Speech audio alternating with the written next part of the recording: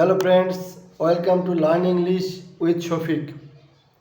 আজকে আমরা শিখব ইংরেজিতে 3টি লেটার দিয়ে কিভাবে ওয়ার্ড তৈরি করা যায় এবং এই ওয়ার্ডগুলো আমরা কিভাবে এর বাংলা অর্থ সহ শিখব।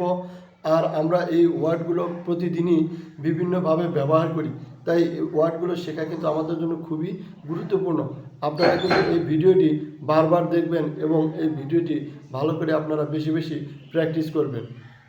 ইংরেজিতে একটি কথা আছে যে practice is made man perfect, অর্থাৎ যদি যত বেশি প্র্যাকটিস করবেন তত বেশি আপনাদের জন্য সফলতা আপনারা লাভ করতে পারবেন ইনশাআল্লাহ।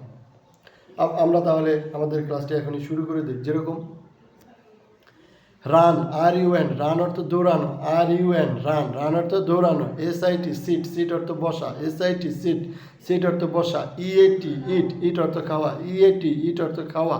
SIP শিপ, শিপ অর্থ ছোট চুমুক, SIP শিপ, শিপ অর্থ ছোট চুমুক।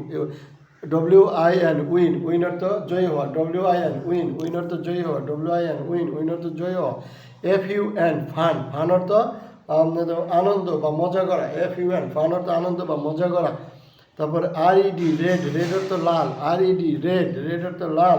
BIG বিগ, বিগ অর্থ বড়, BIG বিগ, বিগ অর্থ বড়।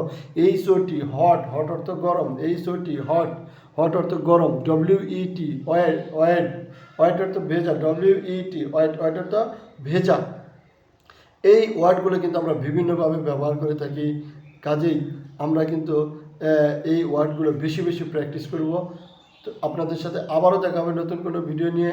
সবাই ভালো থাকবেন, সবাইকে ধন্যবাদ। আর আজকের এই ভিডিওটি ভালো লাগলে ভিডিওতে একটি লাইক দিয়ে চ্যানেলটি সাবস্ক্রাইব করে দিবেন।